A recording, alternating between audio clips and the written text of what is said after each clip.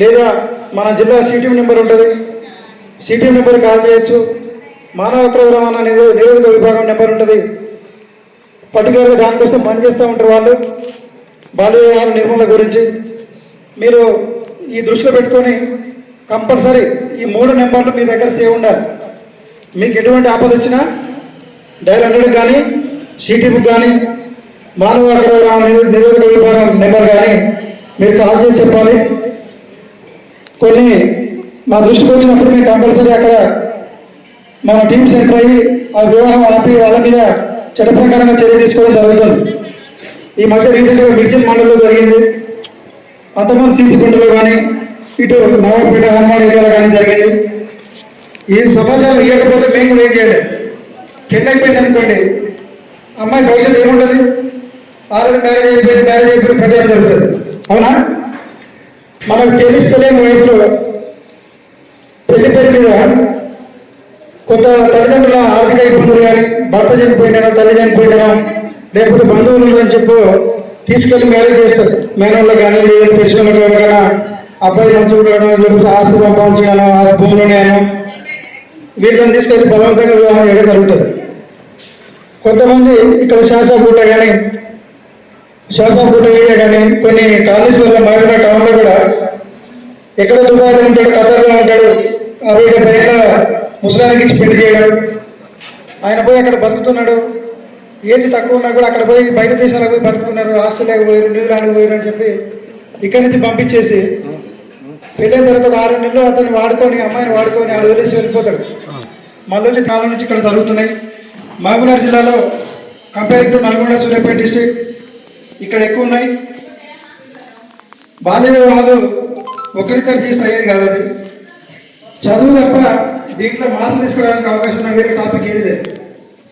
మీరు చదువుకొని ఆర్థికంగా ఏదైనా ఒక ఉద్యోగంతో సమాజంలో స్థిరపడేటప్పుడు, మీ కాలం మీద మీరు నిలబడేటప్పుడు ఇవన్నీ మూఢనమ్మకాలు కానీ, ఈ బాల్య వివాహాలు కానీ పక్కకు జరగడం జరుగుతుంది. విలేజ్ల గ్రామీణ ప్రాంతాల్లో ముఖ్యంగా ఆర్థిక ఎదుగుదల లేకుండా, విద్యాపరంగా ఎదుగుదల లేకుండా, అదే వెనుకబడతానంతో ఉంటే మాత్రం తప్పనిసరిగా అక్కడ మేనరికమని, లేదంటే అబ్బాయి బాగుండను, అబ్బాయి ఆర్థికంగా బాగుండను తీసుకుపోయి బలవంతంగా పెళ్లి చేస్తారు. అమ్మాయి మెచ్యూరిటీ 9 to 12 years మధ్యలో ఓ పేరు పెట్టేస్తారు. పలానాయనకి ఇస్తారు, పలానాయన పేరు మీద జరుగుతున్నదే పెట్టారు. బంధువుల చెప్తారు ఎవరైనా అందరికీ తెలిసే ఉంటుంది. మేనరికం ఉన్న ఇంట్లో కానీ, బయట సొసైటీలో కానీ బంధువులు ఎందుకు కొట్టుకోవాలనే ఉద్దేశంతో తల్లిదండ్రులు కానీ, అసలు అత్తమ్మ నుంచి కానీ ఆలోచిస్తారు. వాళ్ళ అబ్బాయికి అమ్మాయిని కానీ ముందే అనుకున్నాం ఇవ్వాలి నేల సొసైటీ. హిందూ సమాజం వివాహ చట్టం ప్రకారంగా ఎక్కడ కూడా బాల్య వివాహాలు ఎంకరేజ్ లేదు.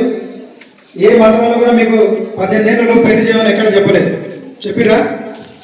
దయచేసి ఎవరు కూడా బయట ఫారెన్ సంబంధాలను, సాఫ్ట్వేర్ సంబంధాలు, అమెరికా సంబంధాలు అని చెప్పి ఏజ్ లేకుండా అక్కడ అడుగు పెట్టడం కానీ, తల్లిదండ్రులు చేసే ఫోర్స్ తోటి ఒప్పుకోవడం కానీ అట్లాంటివి చేయకూడదు.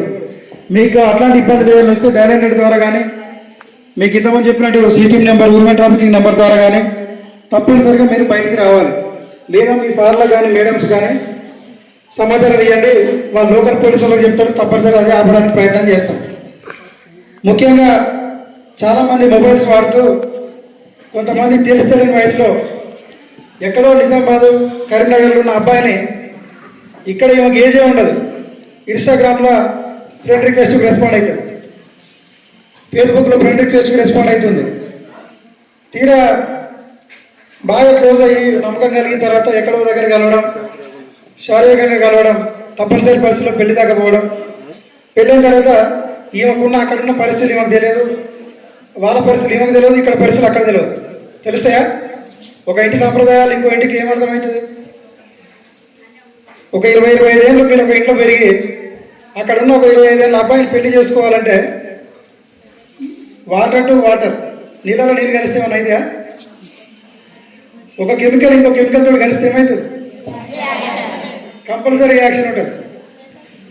ఎబో 25 years 30 yearsలో మ్యారేజ్ చేసినా ఆ రియాక్షన్ అనేది కంపల్సరీ ఉంటుంది. అందుకనే గొడవలు అయితే ఇబ్బందులు అవుతాయి, మానసికంగా ఎక్కడిక్కడ కూడా ఈ డిస్టర్బెన్స్ అనేది కామన్గా ఎంటర్ అవుతాయి ఫ్యామిలీస్లో. ఆర్థిక ఇబ్బందులే కావచ్చు, అక్రమ సంబంధాలే కావచ్చు, వేరే వేరే వ్యాపకాలల్లో